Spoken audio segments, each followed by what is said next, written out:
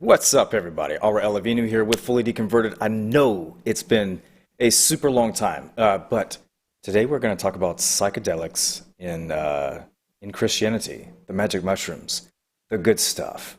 But just to give you a little intro to this topic, because I don't know much about it, I'm going to play a couple of minutes of a video here, and then we're going to go into our interview with guest Chris Ridgway, and we're just going to vibe off of it. So if you want, you can vibe too. All right, here we go. Through the scope of religious texts and art, unexplained and quite mystical type experiences seem to revolve around all of the heroes.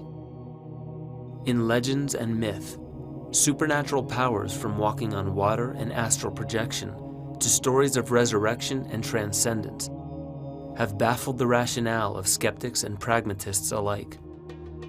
But the story was about to change after an unlikely ancient relic was discovered after being lost for 2,000 years.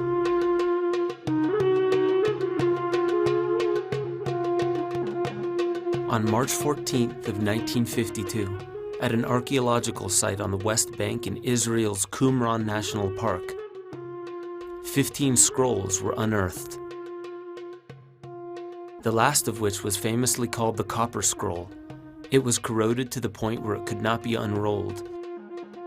So English archaeologist John Marco Allegro recommended that the scrolls be sent to Manchester University in order to cut them into pieces, making them easier to read. After 15 years of study, Allegro published his book, The Sacred Mushroom and the Cross. He argued that the linguistics of this dead language reveal that the roots of Christianity were born in fertility cults with the use of sacramental and psychedelic mushrooms, also stating that these rituals survived in secrecy within Christian artwork seen in cathedrals and churches. But the most popular of Allegro's interpretations was the fresco at Plain Corault Chapel. Right before his book, The Sacred Mushroom, got published, he saw a grainy image of the Plain Corault fresco and thought it was an Amanita muscaria, so he put it in the dust jacket of his book. Like all people, when I first saw the Plain Corault fresco, I was like, oh my God, it's an Amanita muscaria, of course. Professor Jerry Brown served as the founding professor of anthropology at Florida International University in Miami, where he taught a course on psychedelics. It really started with my first psychedelic experience, which was on LSD at a Rainbow Family gathering high in the Rocky Mountains. It was a frightening experience, and I wasn't alone. I mean, Albert Hoffman thought he was dying in his first experience, the discovery of LSD. And it really made me pause and want to learn a lot more about psychedelics. I mean, I didn't have the instant nirvana that Larry was talking about. And so being an anthropologist, I designed and taught a course on hallucinogens and culture. Then, fast forward to 2006, my wife Julie and I are in Roslin Chapel in Scotland, and I discovered in the head of the most prominent green man, a fertility head, of which there are about 100 in Roslin Chapel. About 2 weeks after buying this replica of this Roslin Chapel green man, I turned it around on a table and I looked and was staring at a replica of an Amanita muscaria mushroom, the bulbous bottom, the little veil around the stem, the little white dots, the dots. And it was this discovery of a psychoactive mushroom in a Catholic church that led Julie and me to start thinking, are there other psychedelic mushrooms in Christian art? Julie and I had the opportunity to meet with Paul Stamets, one of the world's most eminent and knowledgeable mycologists. And we said, Paul, do you agree? All right. Let's stop it right there. We've got a good intro on. Okay, so mushrooms in Christianity. Let's see how far down the rabbit hole we can go. And now let me introduce you to our guest today, who is going to be Chris. What's going on, my friend? Hey, thanks for having me on. I really appreciate it, brother. I'm excited to be here. Hey, you are welcome. You are welcome. Thanks for being on, man. Thanks for bringing this topic to my attention and for coming on the show. Thanks, man. Absolutely, man. All right, so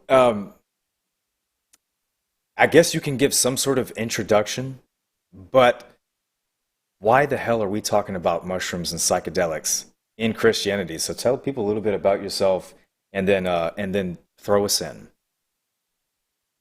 Yeah, so after my father passed away last year, I started getting into meditation, and I wouldn't say anything, mind-boggling happened during that time, but it definitely helped me think clearer, and it also helped me kind of break away from some of the old thought patterns and some of the things I held dear. And I went back to the Bible without expectation, and I had new questions that I didn't have before. And some of those questions were about contradictions, and some of them were about just some of the verses in the Bible. And so I just started researching. Started going around looking at different things, and I came across this guy, John Allegro, who was hired by the official Dead Sea Scroll team. There was 15, I think there was 14 guys. 13 of them were Christian, and he was the only one that was agnostic or atheist, and that intrigued me. I've been atheist before. I still consider myself somewhere in the agnostic region. So All right, cool. In a nutshell, what did you find out about mushrooms, or where are you at right now, or how does mushrooms fit into Christianity at all? Because I don't think I've ever heard anything about psychedelics in Christianity. Not really. Certainly not in my Christian yeah, educational background. There is zero mention of psychedelics, mushrooms, anything like that. So how did you yeah. come upon this, and how serious do you think it is? It's not something that I'm 100% sure of, but I am more sure of it than I was of Christianity by itself when I believed. So, if that says anything, essentially, I came across simply some descriptions. Actually, you know what? The first thing I saw was Joe Rogan's podcast, and he Yeah. was talking about how Santa Claus was essentially a shaman. In Siberia, they have reindeer that they eat this mushroom. They're addicted to it to the point where if you take a leak in the snow after eating one, they will knock you over to get to your urine in the snow because they can smell it. And the presents under the tree. Yeah, exactly, Santa Claus. So pine trees are a huge thing with this. You see, pine cone references and pine trees, and the thing with pine trees is this particular mushroom that we're going to talk about today. Let's maybe talk about a couple. The Amanita muscaria, the Super Mario Brothers mushroom, the red with the white dots, the iconic, toadstool. Essentially what it's Christmas colors, right? And so the idea is that these mushrooms form what's called a mycorrhizal relationship, a symbiotic relationship with the pine tree's roots. So typically when you find them, you'll find them under coniferous trees like firs, cedars, pines, all these different, coniferous trees. And what they do is they actually breathe oxygen, and they will basically they will give to the tree, and the tree gives food right back to it. And, it has these psychedelic properties, and so they've become associated with. That's why we have Christmas trees, is the theory. Mm. Why are there presents under the tree? The idea is you go mushroom hunting in the morning on Christmas Day, and you pick these fresh, mushrooms underneath pine trees. So I've never and done that I got though. that from. I've never seen Yeah, no, anybody do that, Chris. no, I never have either. And I saw it on Joe Rogan, and I'm like, man, this guy is going out something. And so, but he just kept going at it with these parallels, and so I decided I got to research it. And so I came across this John Allegro guy, and he went real deep into the Christianity aspect of it. He published a bunch of books, and he had a contemporary named R. Gordon Wasson who was researching the same mushroom in Eastern traditions, and they fought a long time about whether or not Christianity also included this mushroom. And what was so intriguing to me is this guy Wasson from Harvard, whose research, by the way, is under lock and key at Harvard. You can't even check it out unless you get an appointment. You got to make a phone call. You got to be somebody. And he eventually surrendered to Allegro and said, "You're right. I was wrong." And that's such a huge thing for a scholar to do. Right And that about really what? intrigued me. Right about what? Yeah, so essentially what Wasson said in his quote, and this was published posthumously in his book Persephone's Quest. What he said was, and I quote, he said, "I have previously stated there was no mushrooms in the Bible. I was wrong. It is found in the most notorious biblical story of all time, which is the Garden of Eden. So, and this really puzzled me, because now I'm trying to figure out, which tree is it, right? Is it the tree of life? Is it the tree of knowledge, good and evil? Does it matter? And so, on the front cover of Allegro's book, he has the iconic, essentially, the Amanita muscaria, which is from the Plaine Corail, France, which you saw in the documentary, and it has the snake essentially, giving what looks like an apple from, yeah, exactly. So my version is the 40th anniversary edition. The one you see on the right there is going to be the original. Now that book on the left by Wasson, this one was only $30, but that one on the left there is going from between $200 to $1,000 on eBay. It's no longer in print. What? Yes, yeah, it's no longer. Yeah. Man, you got some hardcore no conspiracy theorists out there really wanting to get a hold of that book. Yeah, and to be honest with you, it's about 70% serious. I mean, I'm just exploring, and I've become convinced that there's mushrooms somehow related to the Bible, and I'm just going in that direction. Okay, so, all right. So, mushrooms in the Bible. You said Adam and Eve. So now we're talking about people who are writing scripture that. What was the purpose of the mushrooms, and how do we know? Like, how do we start uncovering evidence of mushrooms in the Bible, and what does that mean for today's Christianity? Can you pack that in real quick? Yeah, that's the deep stuff right there. So the relevance. Now, to go back to your original question, is how do we know, or where do we get the insight? Yeah. One of the things that Allegro found in his years of researching the Bible was that Hebrew writers had this incredible talent of writing bilinear storylines, bilinear narratives. And what that means is that you'll have your kind of topographical story, and then underneath that, with archetypes and names and things that they borrowed from previous ancestry, they're telling kind of a different story in a vague way. And so essentially the names and of the characters in folklore, alchemy, Christianity, Judaism, Sumerian, Egyptianology, whatever you want to call it. So here's an example. Abba Father, the cry out to Abba Father that's so notorious in the Bible is Abba Hopeter, which is a derivation of Abba Tabari. Now, this is a play on Sumerian word phrasing, again, with the mushroom. And this book that's full of examples like this. Now, this particular example has an asterisk on it, and this is something they do in philology. This is a experimental idea, and as you can see here in the description, the BP and T being transposed. So he actually changed a letter here in the Sumerian. Now, this book is fraught with examples that don't have the asterisk. And as we know, as language evolves, there are transpositions of letters, so it wasn't terribly, pretentious to suggest possibly it's like maybe this is the way they meant it, is what the asterisk notes. So, okay. And there's a lot of examples of that. So my skepticism, I want to play devil's advocate right here. My skepticism would kick in and be like, when you change the combination of letters and start rearranging things, it is meant to have an entirely different meaning. But I think the connection that you're hypothesizing right here, or rather you're referencing somebody else's hypothesis, is that, no, it was a play on words. This was meant to be a connection. Right. Yeah. So, I mean, like I said, there's other examples that don't have the asterisk that are more what you would call certain. One of them is balag, which is a Sumerian word that means mushroom. Actually means bolt gourd, which is essentially the concept that you have the stem and then you have basically the cap. And this, to the Sumerians, this was a icon of male-female coming together. It was the phallus and it was the vulva on top. So you had this very fertility icon. And kind of to go back to what I probably should have said in the beginning, is that essentially the fertility cults saw rain as so vital to life for obvious reasons. This is where you get the crops from. So they essentially thought that God was the rain god. And so they knew that life comes from essentially, the male seed.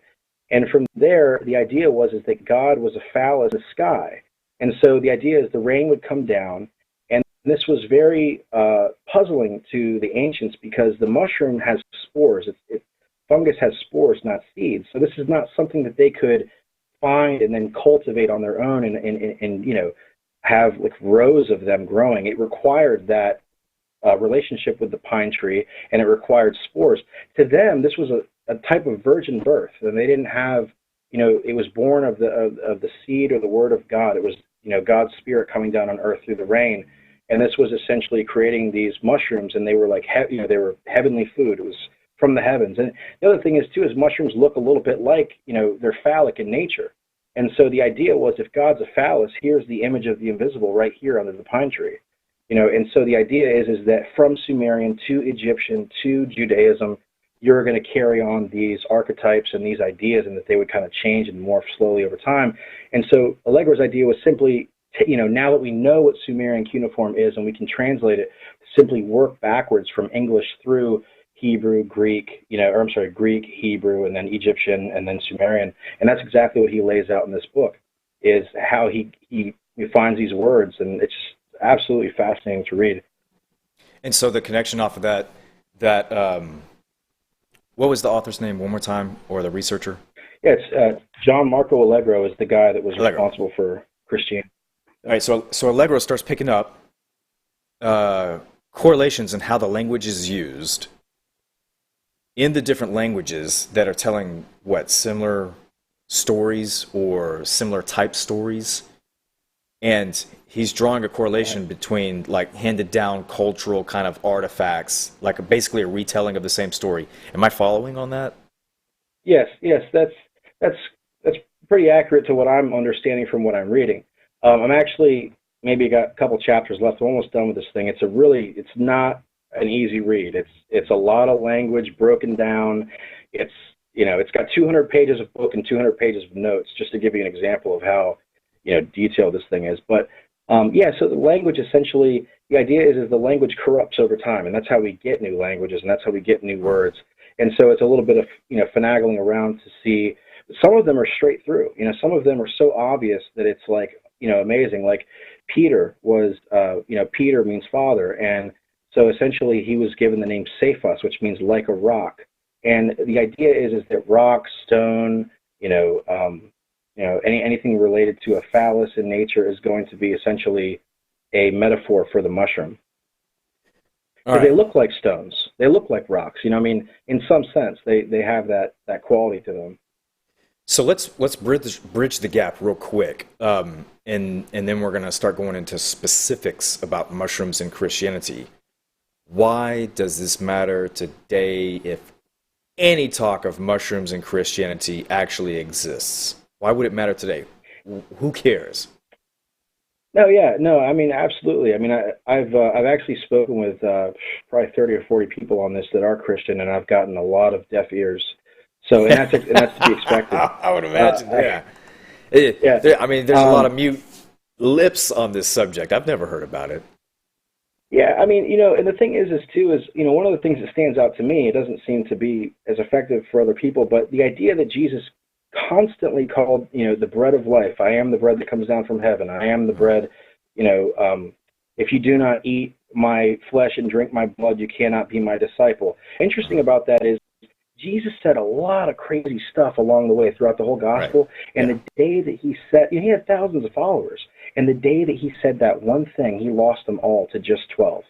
And it's like, you can imagine, today you say, hey, you've done really good all the way up to now. Now you got to eat this mushroom. And everyone's like, I'm good. I'll see you later.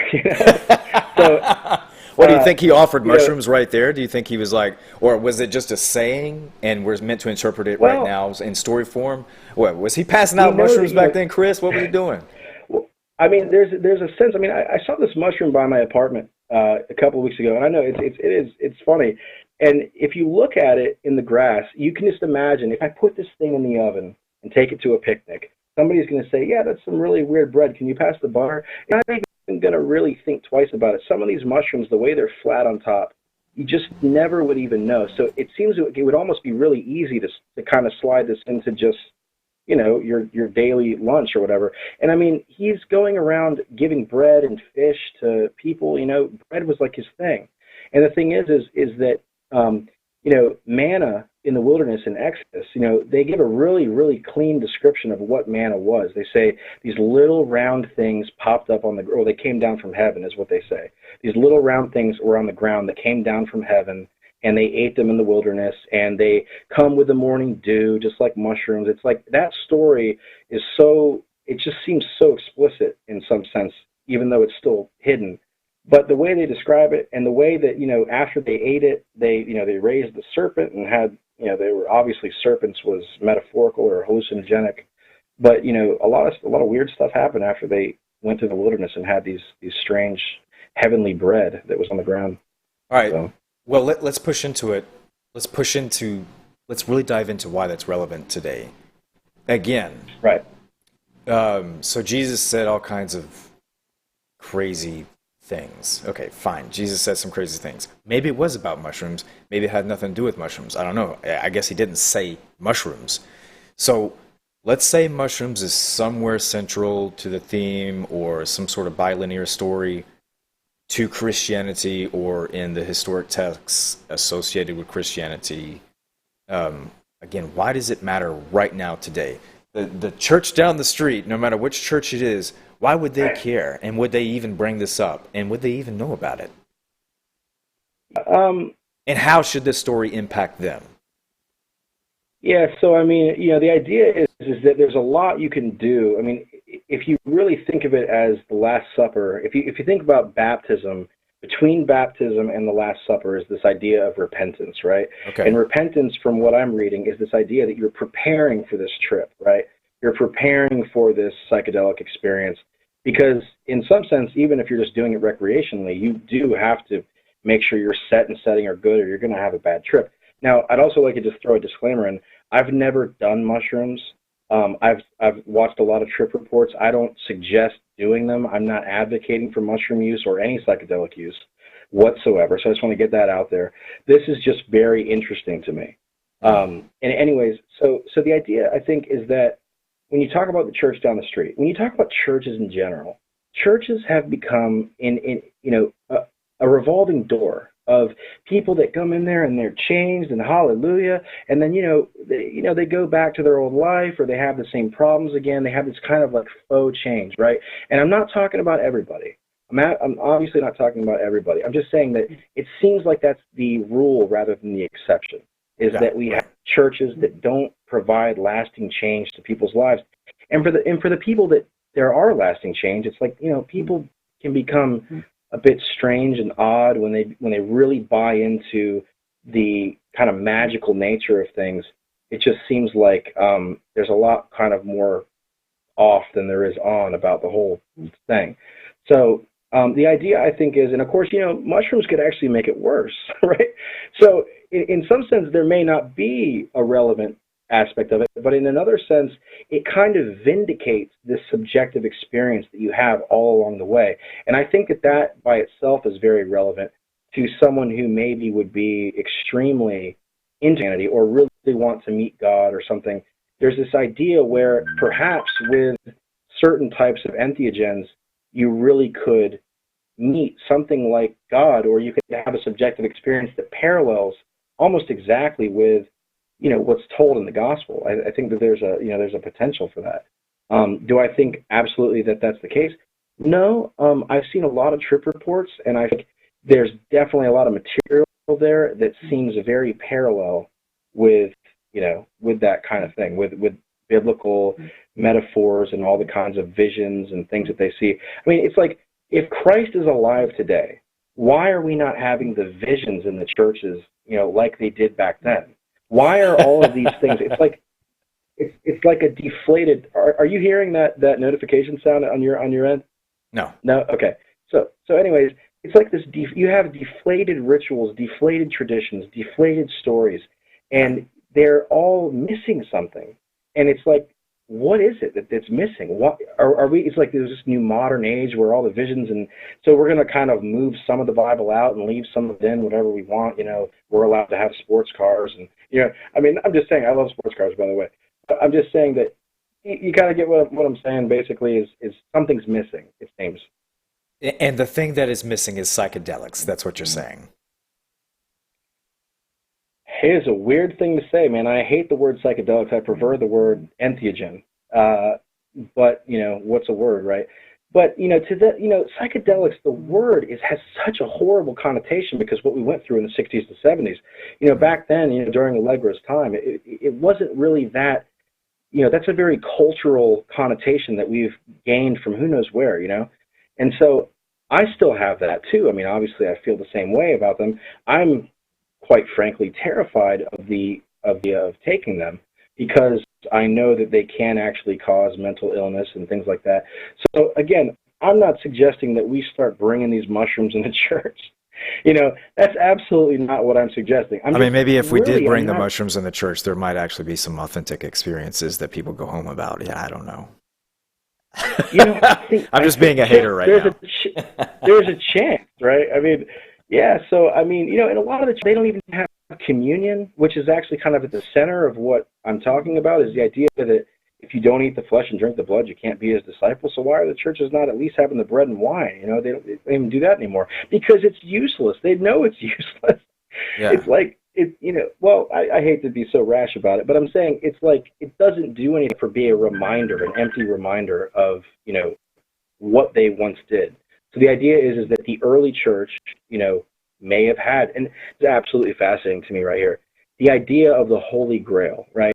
And, the iconic situation where Jesus is saying to God, please take this cup from me, but not my thy will be done. And so, this is the last stage of the Amanita muscaria mushroom. It's when it's its most potent and is known to cause ego death or ego dissolution, which I believe is a very good explanation for a metaphorical crucifixion. The idea that you can transcend your ego, transcend that, that story in your mind and be free of that is this idea of being crucified kind of psychically or in a psyche way. And the idea that, I really think personally that Gethsemane was a bad trip, for Jesus, and that it was, in some sense, he got the Holy Grail in the forest. He got that last stage of the Amanita muscaria. It's filled with dew. He drinks it, he bites it, and he has the trip. So, in some sense, it really makes the whole thing small because of our connotation on psychedelics.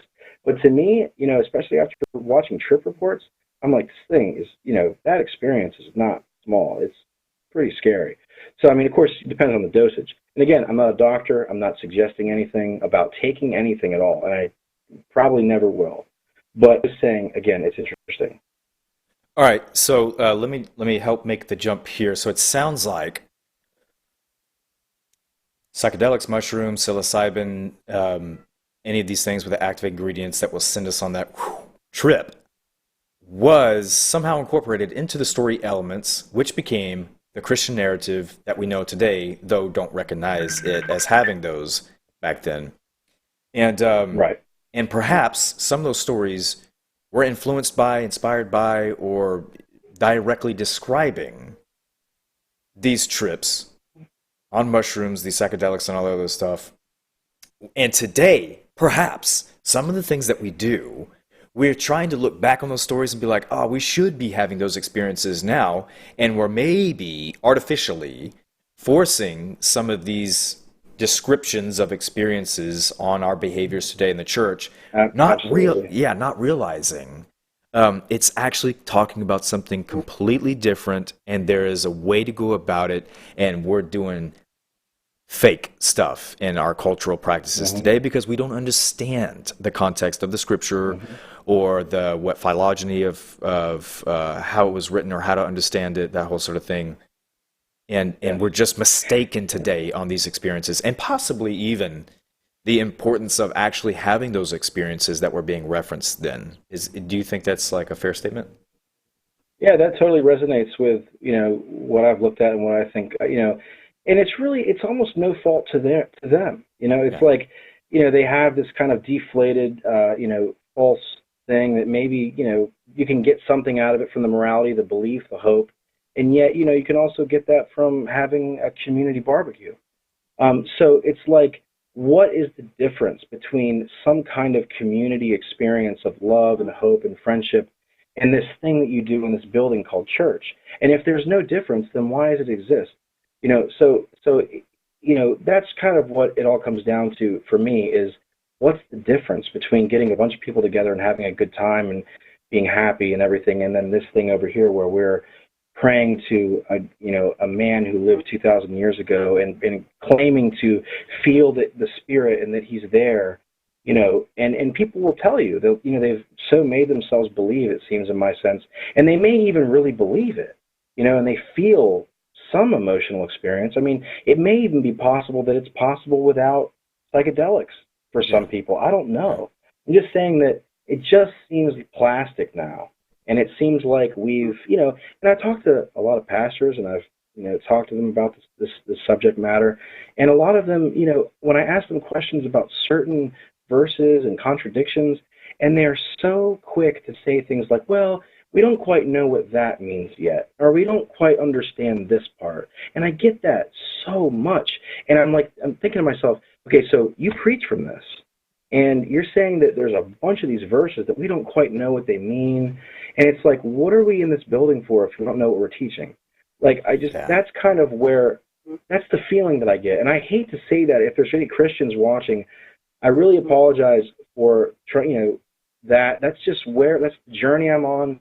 That's what I've come to, is just the feeling of just being kind of over it, that religious experience that doesn't really vibe anymore, Well, I think a lot of people are looking for the authentic experience, something that can give them something real, something that has a true return on investment. Whereas maybe 50 years ago, it was just a place to come to have potluck. In the truest community sense, beliefs about God unrelated. In the truest community sense, it was a potluck. Nowadays, you're going to have a hard time starting up a church and trying to invite people in, especially millennials and younger, and explain to them why this is worth their time.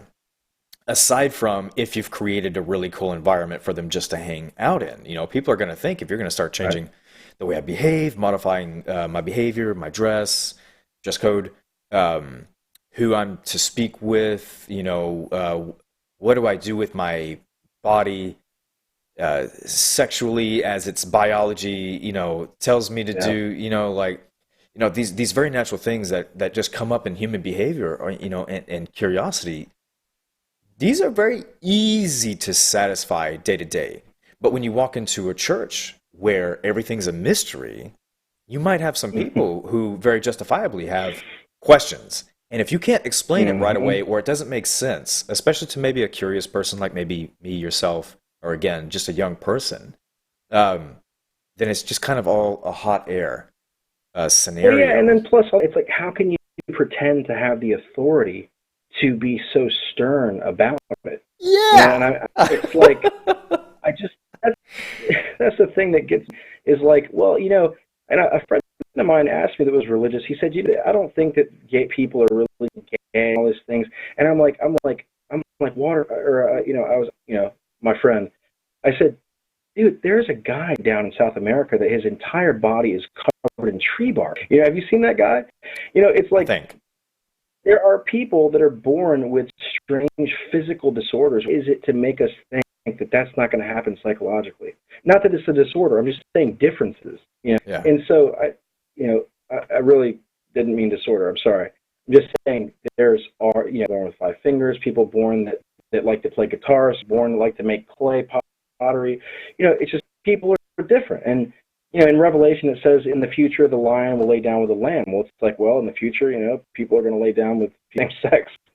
And so it's it's a different time, and tradition, especially plastic tradition, is not capable of being pliable enough, it seems, to really incorporate cultural changes. And so that's one of the reasons that, it's just like, unless you are absolutely sure, don't make people feel so bad about being who they are. It's unbelievable. Yeah.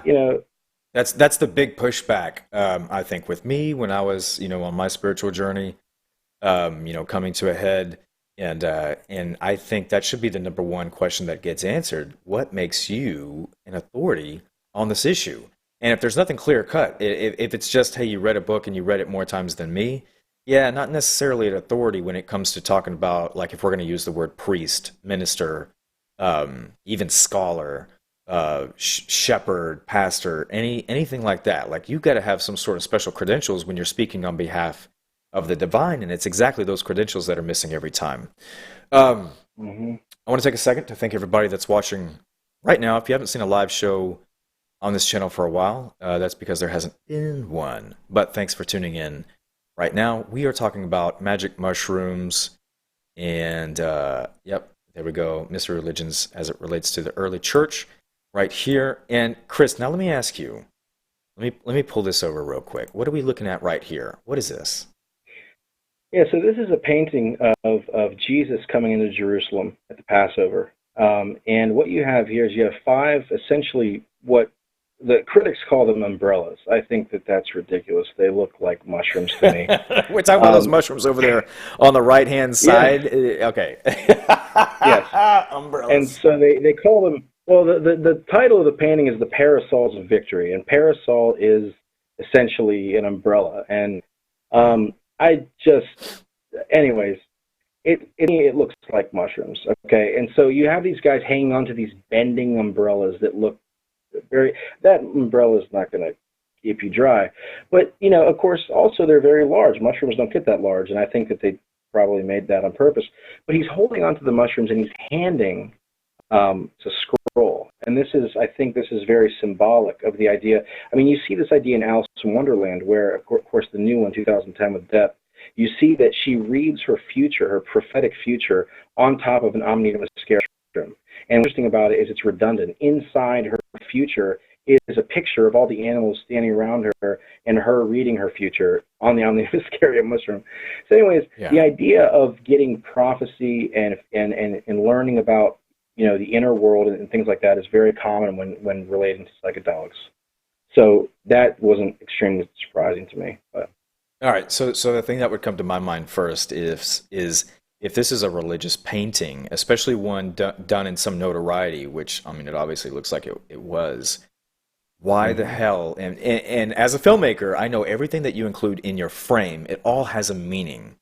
Um, Especially if you're a good filmmaker, much less someone who has been commissioned by the church to produce a painting, a piece of artwork. Like you can't just digitally like we can today in 1 second click over it and like replace footage. You know, this is very intentional. So when I see mushrooms in there, and you brought this topic up to me, and I start looking at some of these images, I'm like, wait, mushrooms do have a role. What is it?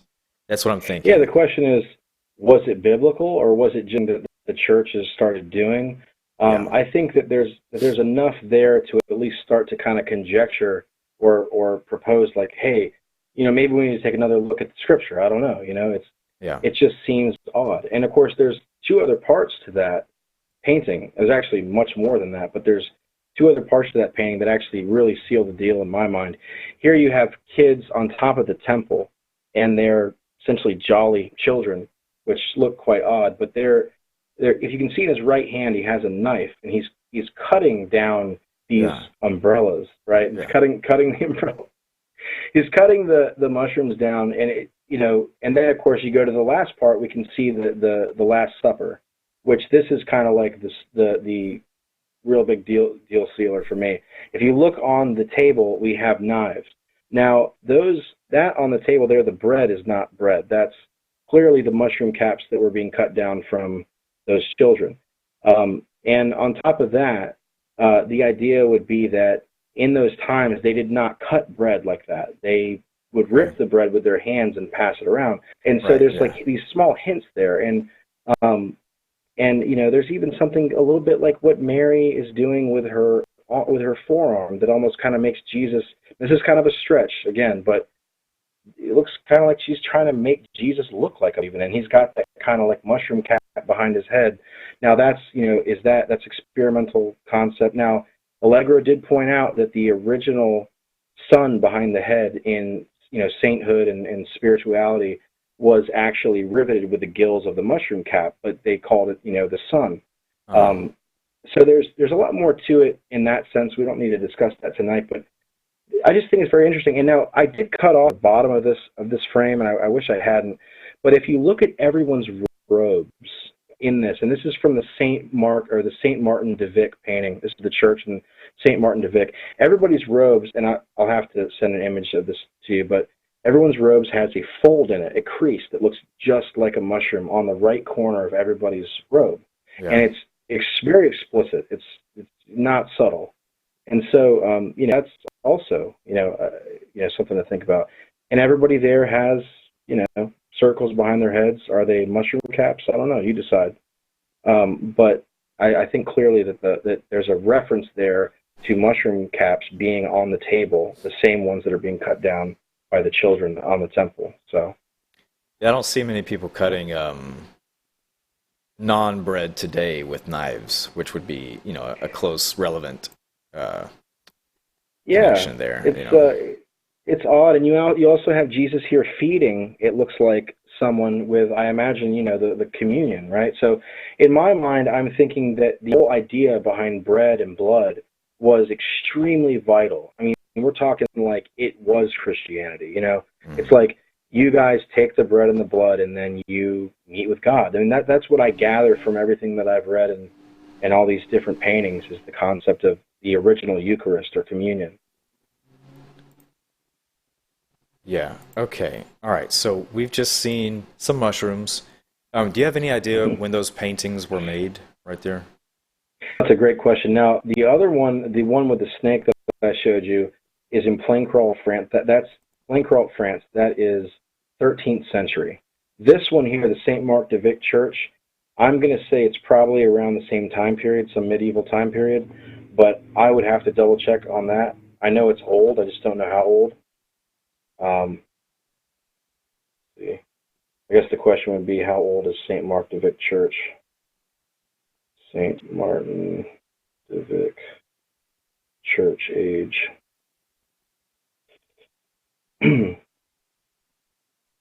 So, St. Martin in the Field. Oh, so the name of that painting, by the way, is St. Martin in the Fields. And this church, this church is 12th century. So it's about 100 years older than the Plancrault, France church. So, I mean, we're talking about, I wouldn't say early Christianity, but much earlier, which is pretty interesting because, back then, if you're doing drugs or whatever, I imagine, I don't really know what the connotation was back then for that kind of thing. They didn't have, a lot of the synthetic drugs that they have today. So I don't know if that was even a common thing for parents to have to worry about for their kids. I have no idea. But somebody that painted that painting knew something. Either he just was just some random mushrooms, or he knew something about the early church. There's countless examples of this. One of the things, the Chrysler Museum, right down the street from where you live. Yeah. I went down there and I checked out the artwork down there because I was hunting for some evidence. Just as I was about to give up, I went in the main great room where they have that big, like 20, 30-foot Christian painting. And to the right entrance, there's two angels sitting blocks. And the one on the right is sitting like on something with leaves and berries and all this stuff. But the guy on the left, the angel on the left, looks just like the angel on the right. And he's sitting on a giant mushroom with mushrooms growing under it. And that right there to me was so shocking. I had to go get somebody from down the hall and bring him down there and say to him, can you please tell me what that is? He goes, oh yeah, he's sitting on a mushroom. And I said, and underneath? And he goes, mushrooms too. And I was like, okay, thank you. I just want to make sure that I'm not seeing stuff. But it was pretty cool, It was really cool to see that, because it means that some artists back then at least believed that it was relevant somehow to Christianity. So I thought, that's pretty interesting. All right, I'm going to give like a quick upload here of my understanding of artists in the Christian church, the Catholic Church. That came about when the Catholic Church was, I don't want to say struggling, but maybe struggling with prestige and competing with other people who had prestige and power. And in order for them to put on their display of prestige and power, they needed to hire artists. All right, with anything, the principle exists today that if you don't have social media marketing, you're just a nobody today in business, right? The equivalent of social media marketing today, think Gary Vee. Gary Vee is very prestigious. He's very powerful because his word goes a long way. There are a lot of people that put bank on what Gary Vee would have to say, or pick your person that you follow, or pick whatever's trending. All right, back then, it just happened a lot slower. It cost a lot of money. It wasn't instant and all that other stuff.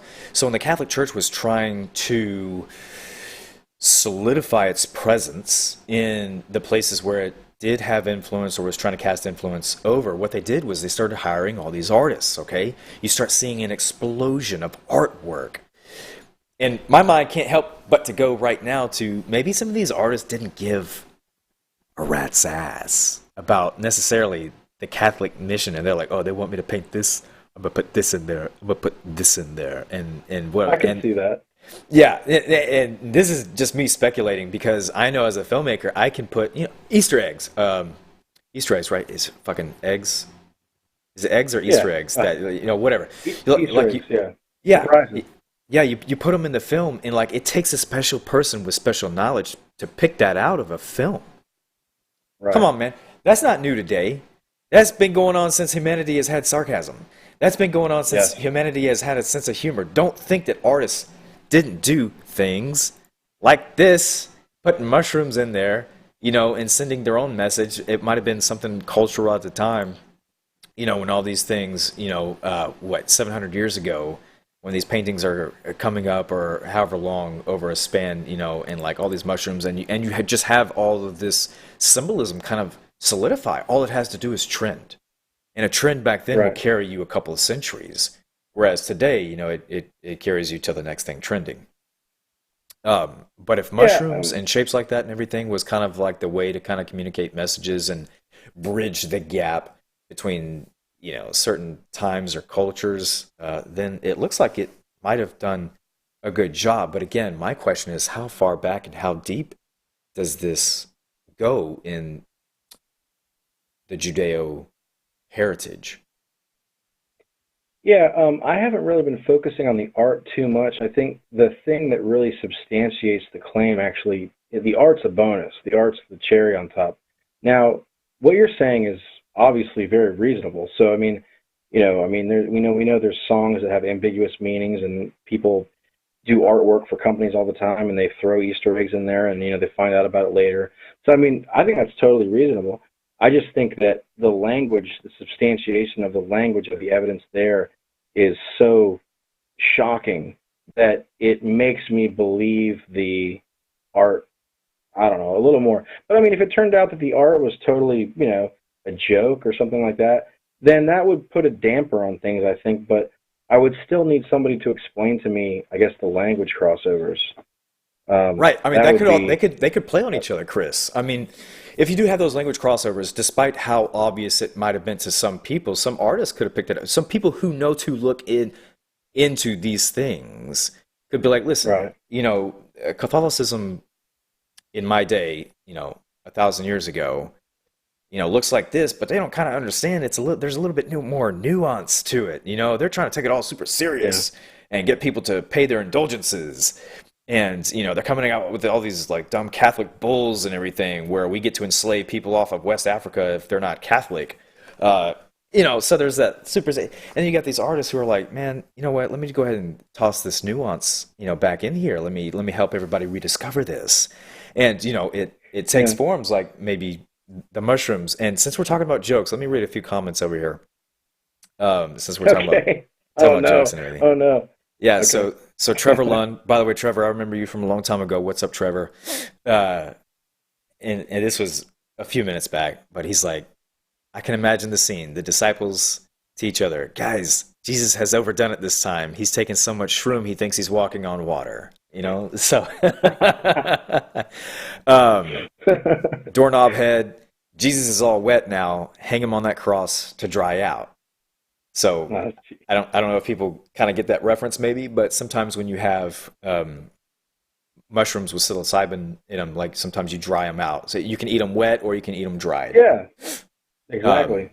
Right. I used to be a criminal investigator way back when, and I busted somebody one time for purchasing psilocybin. And funny story about that, I'll tell real quick. We needed to produce the product to sell to him, Yeah. and we didn't have the actual psilocybin, so we literally went to the grocery store and bought mushrooms, just like the long. Portobello. Yeah, well, not those. They were like these long. We tried to get the freakiest looking mushrooms because we didn't want to get that Okay. regular shit. Right. And dude bought them, and we're like, oh my, you're under arrest. Third joke right here comes from Jay. He says, "Oh come on, the church got run out of Rome. Think mushroom pizza." So I'm thinking mushroom pizza now. So Hey, I love mushrooms on pizza, but yeah. yeah, I love mushrooms. So we got some good jokes going on over there. Thanks, guys. Thanks for that. Um, what's on your mind right now, Chris? Because what's on my mind right now is maybe psilocybin, maybe psychedelics, maybe all this stuff. Will it make a comeback in church today? Absolutely not. But maybe one of these days, maybe 100 years from now, who knows? You know, maybe because churches tend to always err on the conservative side of everything. But just imagine, Right. just imagine you're sitting in church and you want a real experience, and communion gets passed around, and you get passed, little piece of a mushroom, little. Here, let me go back to this. Let me little piece of. Little It's piece chopped of up for you. Yeah. There you go, a little bit of communion right there. Jesus handing down to Mary down there is like, here, let's have an authentic, real experience where you have something to go home and tell the fam about, whatever. And we start passing out a little bit of shrooms and stuff like that. That at least sounds like a church I would try out again. Like, I'll go have an Yeah. experience. I think that they would be saved that day. I think they would. They would. It finally happened. It finally, right? I actually seen something at church today happen, undeniable. Like, hey, are you seeing? Do you see that? Do you see? Is that Jesus? Yeah, and man, if that's what it's all about way back when, I am so mad that I spent so many years not seeing, not hearing nothing, and come to find out all I had to do was eat the right thing. Like, come on. Yeah, well, what's interesting, I didn't even bring this up, but there's a lot of speculation that the early Mormon church used mushrooms as the communion. You said the early church Mormon fathers- church? Yes, Yeah, all right, go on. it's one of the reasons. It's one of the reasons they think that it became so popular so fast. Of course, now it's not like it was, but the first two generations or the first two church leaders of that, which was Joseph Smith and I think his grandson. When you go back and read the words of the church fathers, there's actually talk about somebody jumping from a window, and they had to change the platform. And so I thought that was really interesting. Where Joseph Smith and his family lived in upstate New York, it's very well known that there's pine trees like crazy up there. It's a known mushroom place in terms of getting easily gatherings. And of course, they say there's actually a church father who wrote after the grandson stopped leading the church and said, "How come there's no more visions in the church? What has happened to our church? Where did the visions go?" I thought that was a really interesting thing. And I was so curious. I actually brought some Mormons over to talk to them, and they were so mad at me because they just didn't talk about that at all. And one of them suggested I could talk to a bishop or something. I tried to talk to a rabbi actually recently, but apparently you have to be in good standing with the church and all this stuff, so I couldn't talk to a rabbi. But I just I really love to get somebody's opinion, that because I'm not a scholar on this stuff. I'm a layman. But I would love to get somebody's opinion who claims that they're extremely biblically whatever you want to call it, educated. And so that's been actually quite difficult to come across. Yeah, definitely. Again, yeah. I've been through Christian university. Never, not one time I've ever heard anything about mushrooms come up. Let's talk about a few problems of the theory, just to throw it out there. Like we've talked about, mushrooms. Yeah, absolutely. Let's talk about some of the problems. I'm gonna throw up this slide. Walk us through this really quick, if it's not obvious. Yeah. So now, of course, this is my personal opinion. This is not, my opinions do come from John Allegro, but a lot of my opinions on here come from myself. So I really don't think it's clear the role that it plays. Now, in the Yeah, Garden of right. Eden, if the tree of life and the tree of knowledge of good and evil are still at odds and as they are then today, and the same relationship is there, I think there's a really big chance that that mushroom is the bad one, the bad tree. And so that, of course, that caused the fall of man. So whatever that means metaphorically, it doesn't sound good. And it's not clear the timing.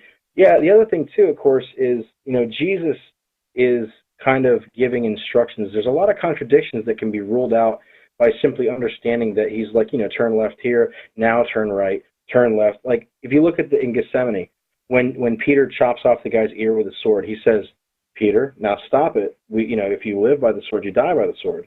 Yeah. But later, during I didn't even know this until some random friend of mine told me this, and I checked it. It's true. In the Last Supper, Jesus says, now I want you to sell your tunic and buy a sword, right?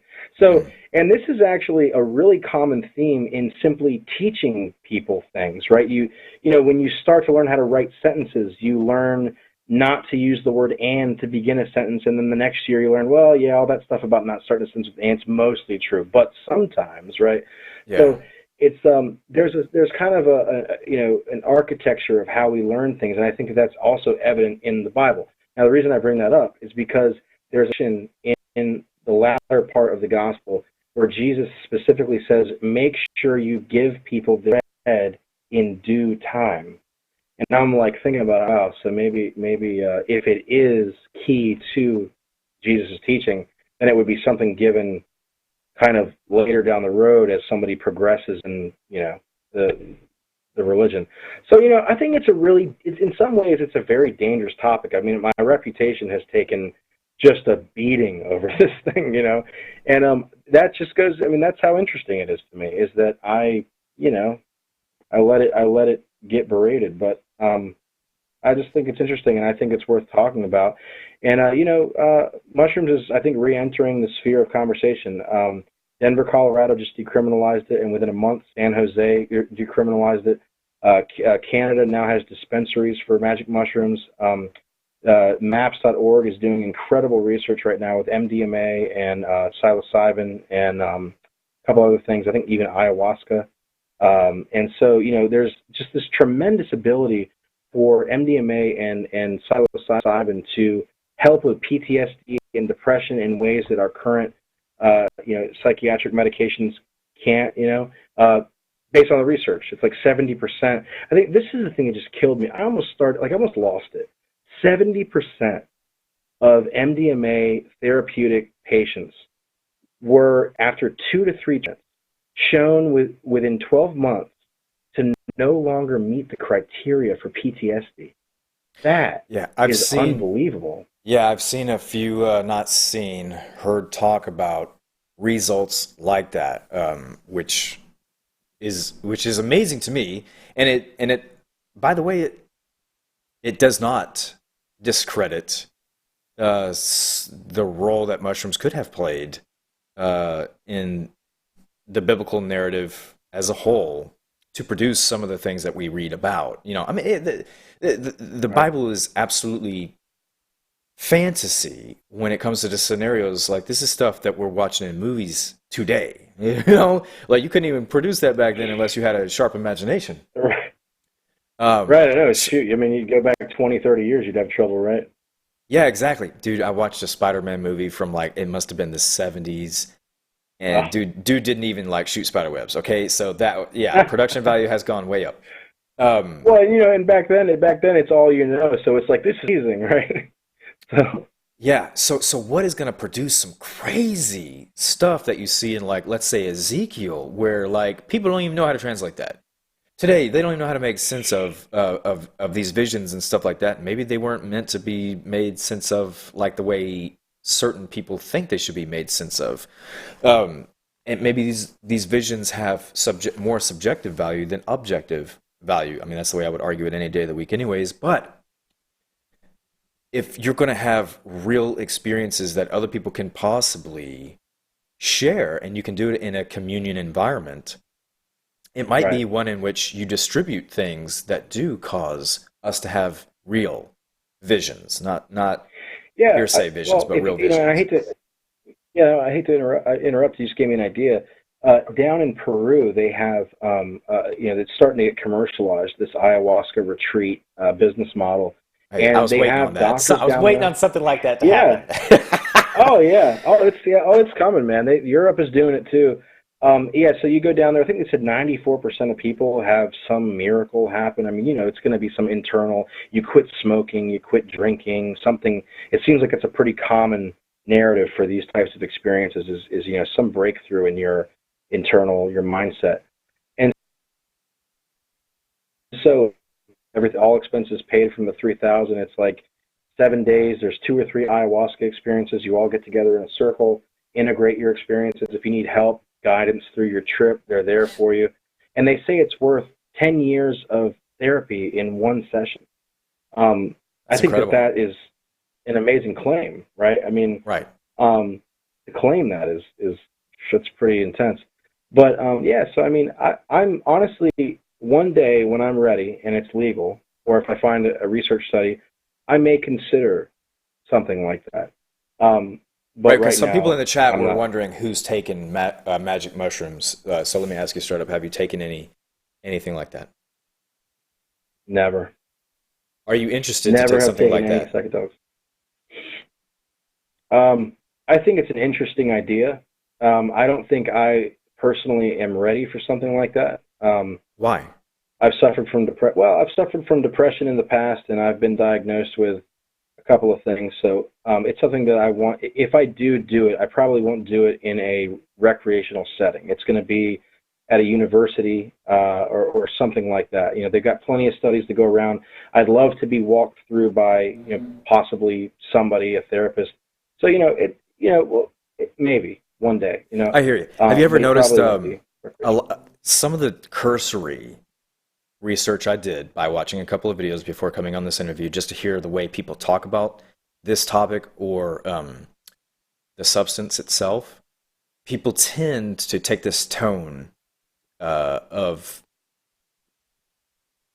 using psilocybin and like other psychedelics in a very ceremonial fashion. You'll hear the way they talk about it. They're like, some people just use it recreationally, but Yeah, well, it depends on who you are, right? I mean, some people can take it and go to the club. I think it's yeah, pretty rare. That's more like an MDMA thing. But some people take it and go in nature, whatever. I don't really know a whole lot about that. But one thing I do know is that set and setting, even by doctors, is recommended to be extremely important because, if any of you guys watching have ever smoked marijuana, God forbid it's illegal. But if you have, that certain things can trigger, a buzzkill, right? And so the idea is that type of thing would be much more pronounced. Somebody shows up at your house that you didn't expect or don't like particularly. This could end your good trip. So the idea is you want to procure as is reasonably possible. Lighting, setting, where you're at. You're going to be free the rest of the day. You don't want to have to, anything you can control, you want to control because it will influence you. Everything's magnified. So you just, it's very, that's what I read. So, and again, I'm not a doctor. I'm not giving medical advice. This is just my opinion on the subject. we have Mike over in the chat who indicated, I believe, that this person has used it lots of times and it's not scary. So perhaps not everybody would have the same trip if they used. I know I've had bad trips on other stuff. Most of the time it's completely good, fine, calming, and everything. But I've had a bad trip on something that I've usually took, and it was so bad I thought I was gonna die. I really thought I was gonna die for like Snuck up on you, hours. yeah. And Yeah, when it it snuck depends. up on me, like it happened immediately, and I was like, I'm in trouble. I'm in trouble. I'm in trouble. And it was hours later. Yeah. Yeah, I mean, and were you able to integrate that experience to some benefit? To not do it the same way again. Yeah. I never Okay. want to have that feeling Right. again. But okay, so let's take a bad trip and let's talk about it to some benefit. Okay, so the bad trip, I'll just explain really quick. I thought I was going to die. I couldn't think into the future. This is going to sound weird.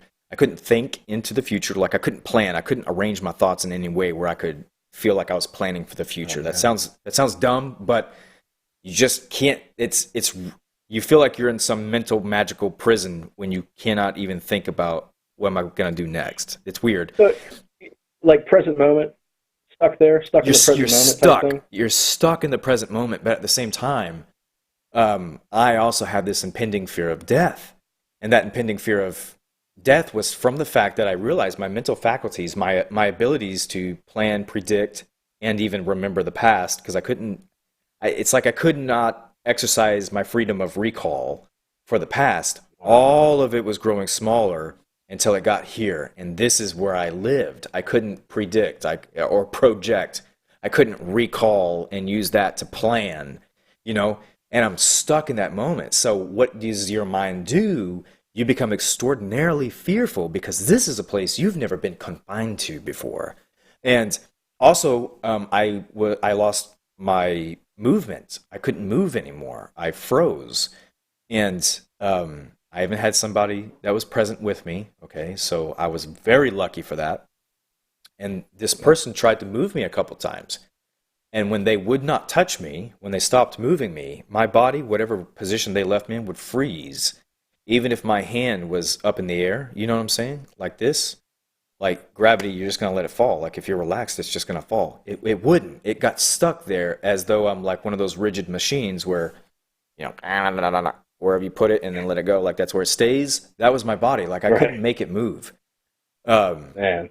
And I was just super sucked in and trapped to this one moment in time. And because I couldn't control my body and I couldn't control my thoughts, I thought, well, this is how you die. Like this must be what it's like when you die. Like you lose your mental faculties, you can't move anymore, and then dunzo. Like that was a bad trip of mine. And I guess the takeaway from it was just appreciating the fact that we do have that ability otherwise. And I don't know, man. What that reminds me of? Well, it reminds me of in Alice in Wonderland, the White Rabbit is constantly going, "Oh my God, we're late for something," and it wasn't really until that she stopped worrying about the future and the past and everything that she could finally calm down. I wonder if in your next, if you ever do that in a legal way again, that you could enjoy it in some way. I don't know. Oh, I've enjoyed it. That was my only bad trip. That was my only bad trip. That was your only bad trip. Okay. Yeah. It was so bad. Every other time was completely normal. But I did way too much. I did way too much, really fast, and I didn't realize I was doing it. But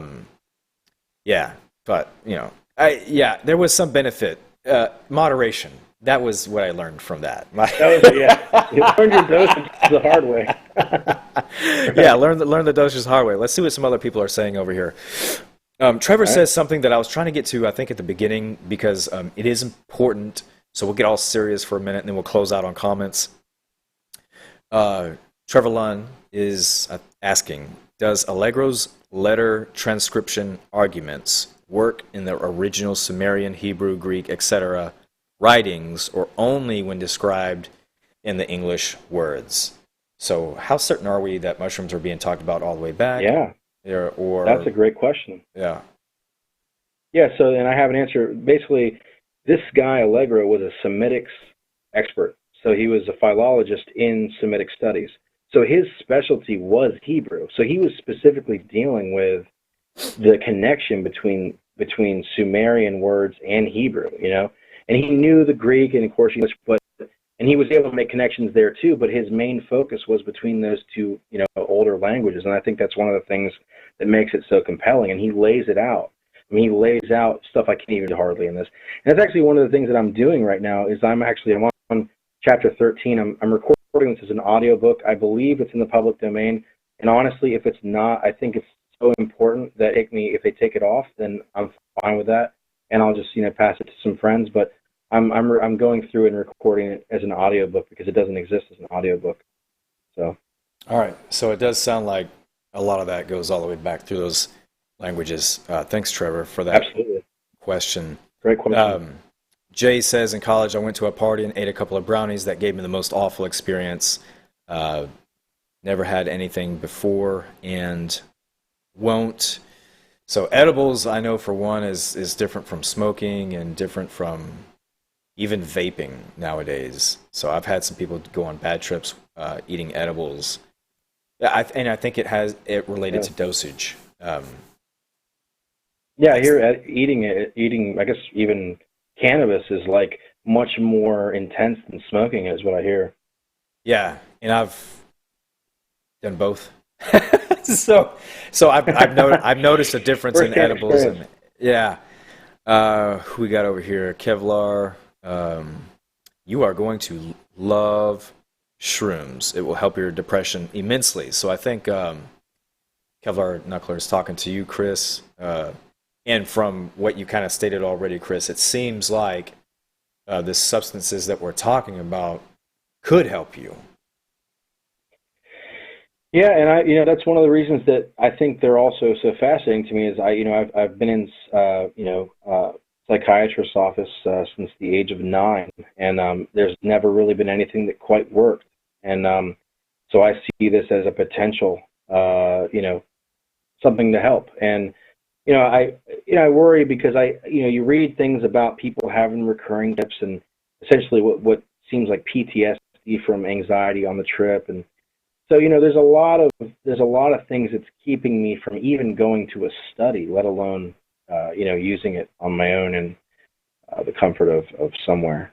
Chris, I want you to do it, But and I want you to tell me how it turns out. well, now I'm thinking about it. I want to come back and tell you guys. You tell me how that goes. I want to listen to that. Gonna hold me to it. Yeah. Kevin says, did that fear happen to you the first time? I think he was talking about me. So no, so this substance I had taken twice before. The third time was when I was afraid, thought I was going to die. But that I think it's primarily because I was so immobilized. All the other times I was not immobilized. It affected me, but I was not immobilized. I was not fully disabled because that one time I was fully disabled and I just thought, Enlightened says bad trips can be the most meaningful too. I wouldn't disagree with I've that heard at that. all. Yeah. Yeah. Heard that. And with the ayahuasca stuff, I've the couple of videos I watched where people talk about a bad trip, they talked about it positively. There's probably a lot of conversations out there I haven't heard, but yeah, I've heard that. Yeah, bad trips are good too. I guess my question for you, since it seems like you have some information on this, is how would you compare marijuana and psilocybin experiences? I mean, it's got to be impossible to explain, right? But how could you, if you would? I don't have psilocybin experiences. Oh, okay. Yeah. Something psychedelic. Yeah, I don't have psychedelic experiences. Yeah, all that's What completely did you new to me. have? The bad trip was You had a. off of marijuana. Oh, wow. Okay, yeah, because I've had that happen too. So you must have really had a lot. Yeah, Yeah. Okay. yeah. Wow. I way had too much dosage. Okay, and before I could even put it down, it hit me, and I laid it down, and all I did was look up, and I felt like my eyes crossed, like, and I could not uncross them for about 2 minutes. A few minutes later, I was going somewhere, and I realized I could only see about 5 feet in front of me. Everything else beyond that was blurred. Everything before that was blurred. By Wow. the time, That does not sound like marijuana. no, I mean, I no, don't know. yeah, man. it doesn't. You're right, it It's- doesn't. But it was okay. Yeah. I watched it. I knew. I had eyes on. I knew. I'm telling you, I just Right. took. I I hit it believe a you. lot. Yeah, I wasn't smoking. I was doing something else. And then by the time I got to where I was going, I was able to sit down. I was able to say something to a friend, and that was the most I could do. And then I was gone for about 2 or 3 hours, and that was it. I was immobilized. Yeah, it was crazy, and I felt it right in the front of my brain, right here. If you ever felt something in your brain, it literally just feels like somebody just sticks a rod right in the front of your brain right there, and it's just there. Like that's what I felt. I felt like zzz, zzz, like a little zap, just going straight in like a rod was right there. Now, And are you saying like explicitly in the center of your forehead? yep, in the front center. Like I had a few like electrical like just lines going all the way in until you hit like maybe an inch or two in the front of my forehead, and I could feel it just like there's pressure there, and I felt that the whole time. In Buddhism, Hinduism, a lot of Eastern traditions, they have the red dot here in the center of the forehead. Yeah. This also has to do with some of the things I've been studying, but, the idea of the pineal gland, the third eye, and all that stuff. And, a lot of the gurus say that there's pressure that builds here, and, there's definitely a connection between psychedelics and different drugs assisting with the opening of the third eye. That's a topic for a whole other discussion, but Well, I damn near had a third sure. eye the way my eyes crossed. I was like, Yeah. I mean, they damn near merged right in the middle of my head. You can be sure about that. That's intense. I've never heard of a weed experience that intense. Oh yeah, man. Yeah, when we go off air, I'll tell you how to do it. Jay says, I've only had one. The result was like yours. Never wanted to try it again. I didn't want to touch it after that. So I hear you, Jay. Trevor says, thanks for putting the question, and Chris for your answer. So that phylogeny question we had earlier, that was Trevor's. Good question. Thanks you for that. Absolutely. We did speak a little bit about DMT, Enlighten. Chris mentioned it kind of briefly there, but it was spoken on a little bit. We didn't go into any depth, though. There. You bring up DMT. I gotta throw this in there. Yeah. There is a fish. There's a fish in the Mediterranean Sea that is so saturated with DMT that if you were to eat it, you would trip for 6 days. You can check it out on Wikipedia. It's crazy. There's a couple of reporters went out there because they didn't believe it, so they ate the fish, they cooked it and ate it, and they tripped for 6 days. That is not a trip you want. About 6 days. Oh my gosh. Yeah, I don't know how much of that is embellishment because I didn't think that you could make it last that long, but that's what they said. It's whatever Wikipedia is worth, it's on there. So it's like the rainbow fish, or it starts with an A. I can't remember what it's called, but but that goes back to of course the first thing I thought was Christianity.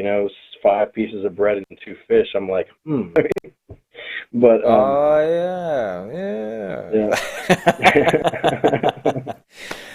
yeah. Enlighten says he feels the pressure there when he meditates. I'm not any kind of hardcore meditator. Maybe I used to be. When you're alone and you think those deep thoughts. Maybe. Yeah, when you're really stressing about that. something, or you're like really in the zone thinking about something. Sometimes I feel pressure, but I think it's because I do like this with my forehead. Because you're like you're the thinking man. I'm doing the thinking thing, so I definitely feel that pressure sometimes. But I don't know. Yeah, I actually had to stop meditating. Oh yeah, Why? well, it could be. I don't know. No, I after my father passed away, I meditated for about 2 or 3 hours a day for about 6 months straight. Uh-huh. And this was very, very beneficial in the beginning, and started having visuals while my eyes were closed. They were very faint visuals, but they were, it was starting to get kind of scary, and I was having some auditory going on too. And I had a very hard time not resisting the emotion that those experiences were starting to, engender in me. I was like, I can't do it. I get out of the freaking, I turn the light on. I'm done with that. I haven't meditated since about, just, one experience, just to give you an example. I was in complete blackness, but there was depth to the blackness. There was like space, but no stars. Yeah. And in that was kind of like a black hole. But there was really just a very light shimmer to even allow me to know that there's some spherical object there, and it's like pulling me into it. And I'm like, okay, I'm done with that. Watch TV or something. I kept trying. I was seeing, like Aztec wheels spinning, very faint, and I knew that like it was alive, like just weird stuff, man. Yeah. And then I think the last thing I saw before I stopped was it the wheel? A fortune. I don't know, but yeah, it was. Yeah, I hope it was the Wheel of Fortune. Maybe it was lottery numbers. That would be great. Maybe I should have kept going. No, I know what it was. The last time I stopped, or the last time I meditated, I was sitting in the walk-in closet, and I had the light off, and I had these like headphones on that are like, work headphones so that you have total silence.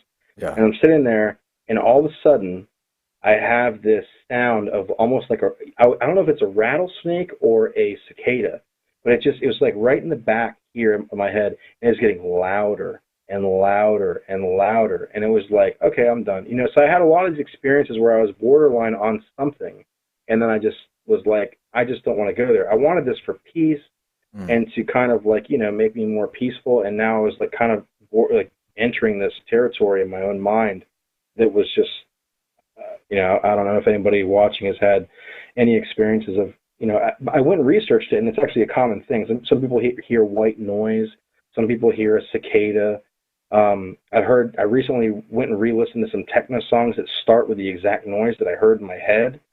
And I mean, I'm not trying to sound like, out there. I think it's too late, but, yeah, so, I mean, I don't know if anybody listening has had any of those experiences while meditating, but I sincerely had those exact experiences.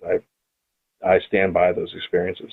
I used to do something where, all right, so sometimes when you meditate or you're just still, like in the moment, and you're not supposed to think about anything or imagine anything or whatever, what's going to happen? Things are going to pop into your head.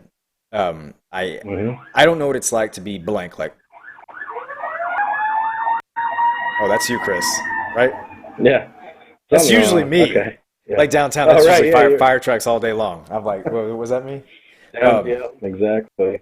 But it's like, when somebody tells you not to think about something, or especially don't think about the elephant, the first thing you think about is like the elephant. Our mind does this thing where it has to produce images, and I say that just by experience. So my anti kind of anecdotal thing right here is that when I would do these meditative type practices, visions just come upon you. Nothing supernatural, nothing mysterious. It's just your mind being like, oh, you try not to think about something. Well, here's this, bam.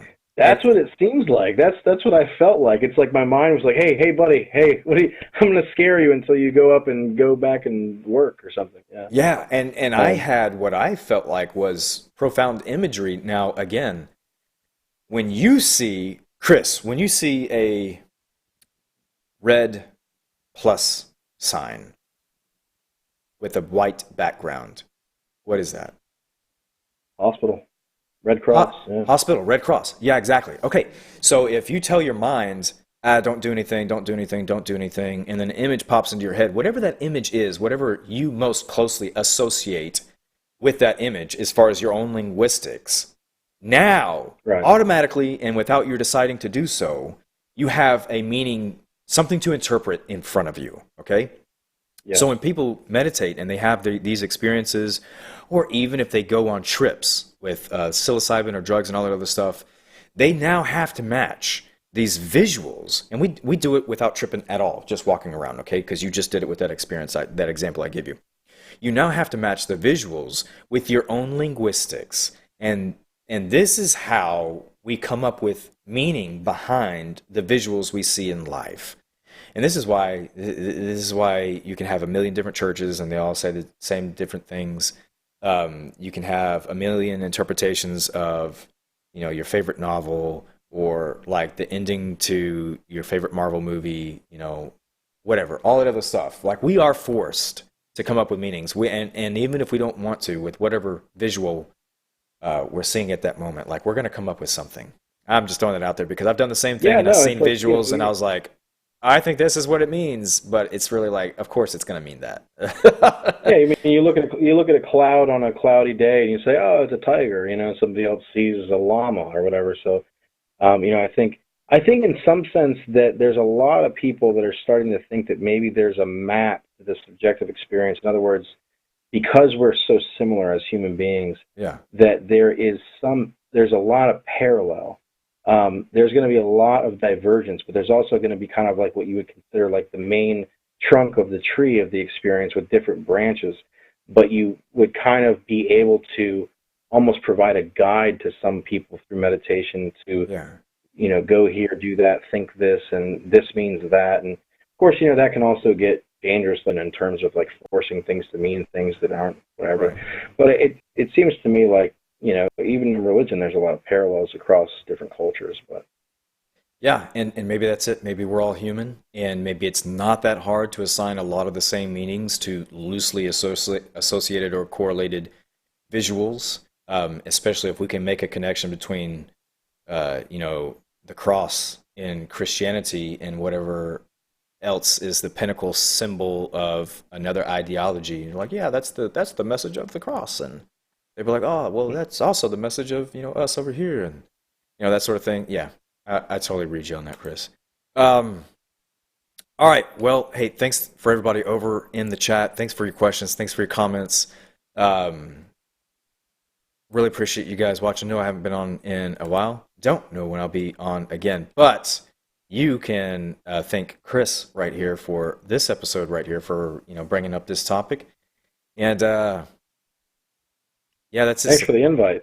Yeah, thanks everybody in the chat. Chris, thanks for coming on, and stay on the line, Chris. We are going to end this feed. You'll see some stuff go on, and I'll come back on and we'll talk some more. And with that, Chris, just tell everybody bye. Thank you guys so much for being here. I appreciate the invite. There you go. Thanks, Chris. Hold on for just a minute. If I can find my ending. Up, there it is. Queued up. Bye, everybody.